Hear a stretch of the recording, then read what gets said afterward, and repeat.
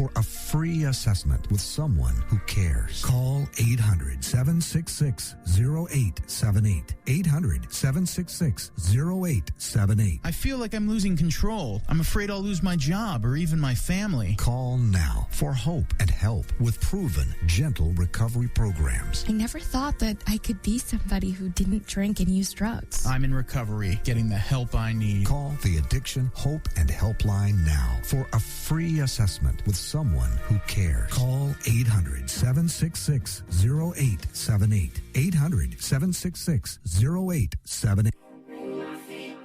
Follow the beat, fall out of time, follow the rhyme, be such a shame, left here in vain, follow the kid, trying to find my groove, just trying to find my groove, just trying to find my groove, got nothing left to prove but to myself, and if you sing with me, then you will plainly see that it's alright, it's alright, 4 strings of fury and 300 watts on my back. Morning News Radio, where you are the punch. It's like my 6-gun shooter. That is right. That is Morning News Radio. I am your host, Jeff Norton. You join us here every weekday from 6 a.m. till 8 a.m. Eastern Standard Time, right here at Red State Talk Radio. We are live. I tell you that you could call in, but phone lines are down. We are switching over to a new system that is being rolled out. Scott will talk about that a little bit, maybe on the next show. Don't know. So you're stuck with me the whole day, the whole morning, I should say. I hope you had a great weekend. I know I did. Had an awesome weekend. Like I said, I had a great meeting last week with David over there at Broadcast General Store, and outstanding meetings. Of course, I went to my favorite place in the whole wide world in Ocala is Roz's Cigar Emporium. Get a shout out to Roz. Those guys. I love my cigars. I can't wait until we get our new studio built, and it is in the works. And we're in a nice studio here now, but the new studio, I can tell you, it's we'll do the show every morning with a cigar and a cup of coffee. I can't do the cigar here. The studio here is attached to the house, and Miss Sandy is forbid it. Will not allow it to happen, and everything. Smoking cigars is forbidden here and inside the house. But when I get the new studio, I'm definitely going to do it. It's going to be my man cave. So yeah, we'll start the show out with a cup of coffee and a nice cigar. Can't wait. But talk about cigars. Like I said, if you're in Ocala, Florida, go by and see Roz's. Roz, R-O-Z, Cigar Emporium. Great knowledgeable staff. I'll tell you, the guys there at Roz's, they know there's guys who sell cigars or people that sell cigars, and I get that, right? And they know, they know about cigars. I will tell you though, Mike, the guy that owns Roz's Cigars, he actually knows all of the cigar manufacturers. He actually knows the families. It's amazing but he knows the families. He knows them personally, all the major cigar makers. And believe it or not, one of the best cigars that my favorite cigar is actually manufactured by a guy. It's a Nicaraguan cigar, but it's actually manufactured by a guy who lives in Ocala. And for those that don't know, Ocala is one of those hidden gems. It is the horse capital of the world, they say.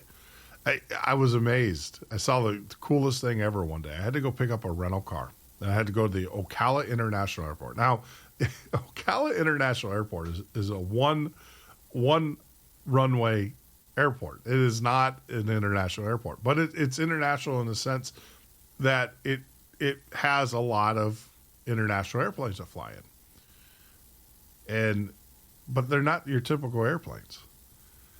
Ocala is known for its horse breeding. A lot of your Arabians, a lot of your very, very wealthy horse breeders and horse lovers and stuff are come to Ocala. This is where they buy the horses. And this international airport literally has one purpose, and it's where they fly in and out these horses. And I kid you not, I had to go pick up a rental car. I was driving to North Carolina for a business, so I had to, instead of flying, I just drove. I was going to be there for a week anyways. And so I went to go pick up the rental car, and while we were sitting there, this huge 747, this thing is humongous, right?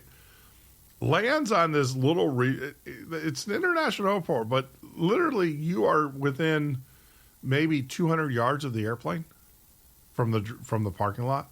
It's like a little regional airport. So think about your little municipal airport in your little community, and a little 747 lands on it. But what was really cool is what they were putting in. They had these huge containers. Like I said, horses. They were loading these horses up into the 747. And come to find out, the airplane was owned by EU, not European Union, but United Arab Emirates. So it was a king. It was one of the Saudi king's airplanes, and he was picking up his horses. And it was just amazing, though, to watch them load these horses into these containers and then into the airplane and everything. So that's what Ocala is really known for. The other thing too is, for those who don't know, Ocala is known. John Travolta lives there. That's where his airport is, and his airplanes.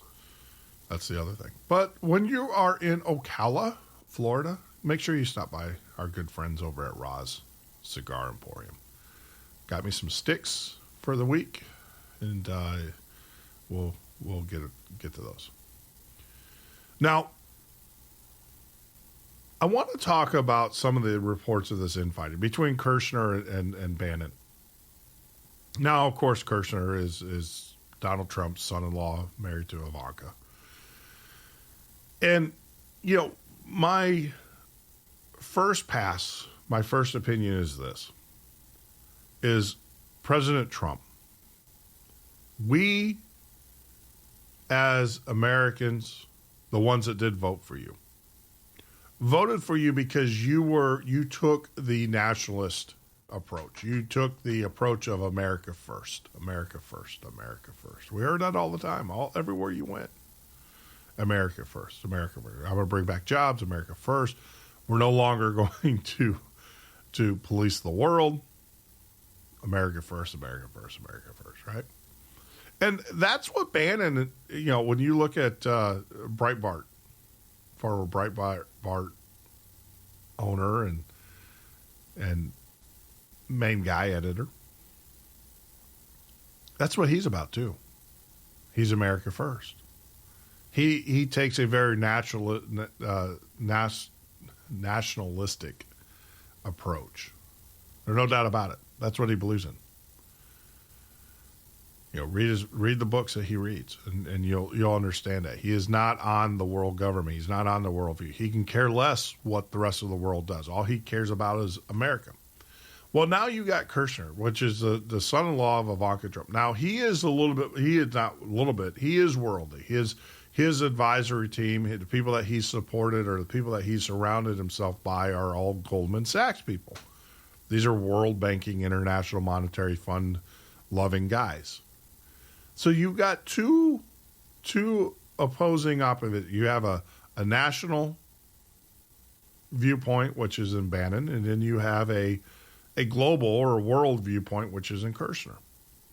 Now, I'll have to admit, and I would be shocked to find out that this is not the case, but the whole deal with going after Syria probably came from the Kirshner side, because they're all about the world, the world view.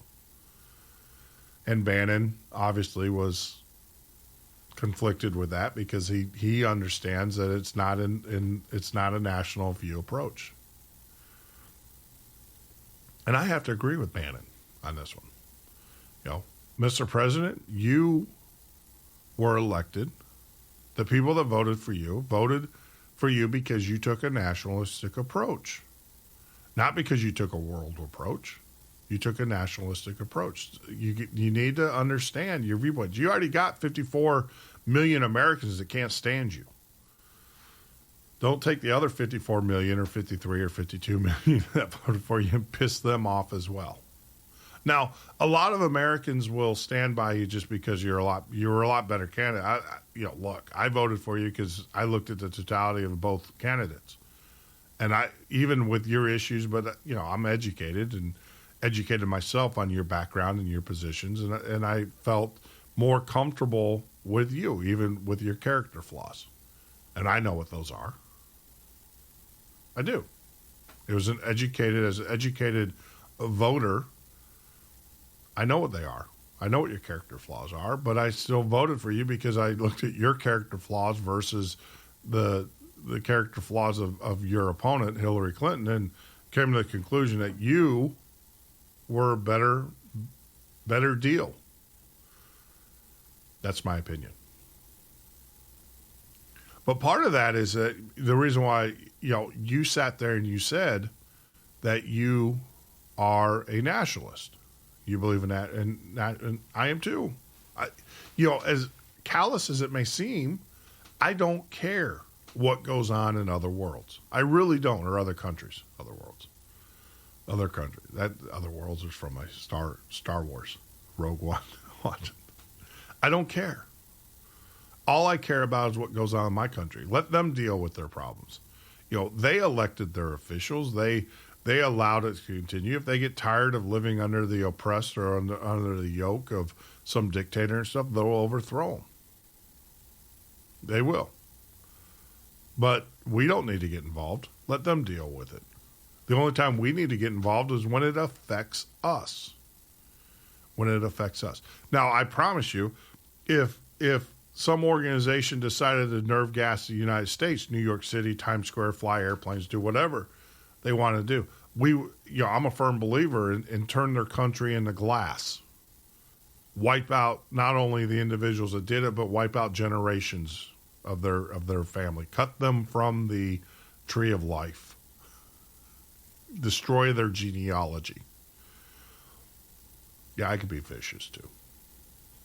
And that's what I believe. But until that happens and stuff, we need to stay the heck out of other people's business. Right? And so, Mr. President, my only warning or concern for you is the fact that you went against what your platform was. Now, I'm starting to see, though, that this seems to be a little bit more of a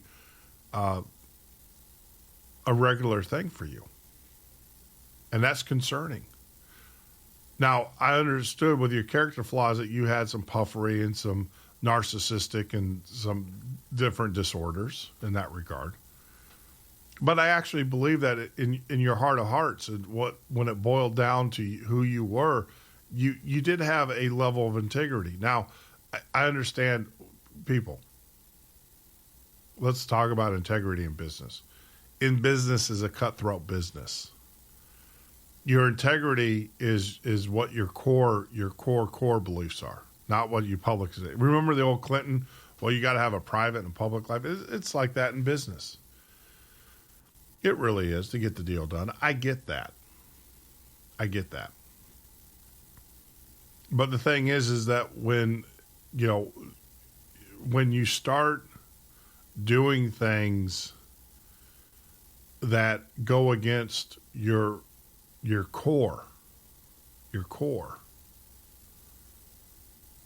I have to question was I duped? Was the voters actually duped? And your core, let me remind you, was put America first. American interests first. And I believe that you are listening way too much to your son-in-law. Now, I understand he's your family member. You probably love him. You probably, obviously love your daughter. And, I know you're a family man. But we didn't vote for Kirshner. We voted for you, Mr. President. And, stay to your core. Stay to your core. You already have 54 million Americans that don't like you. They would they would like to see nothing better than you strapped to one of those cruise missiles and delivered. They would. I hate to say it, but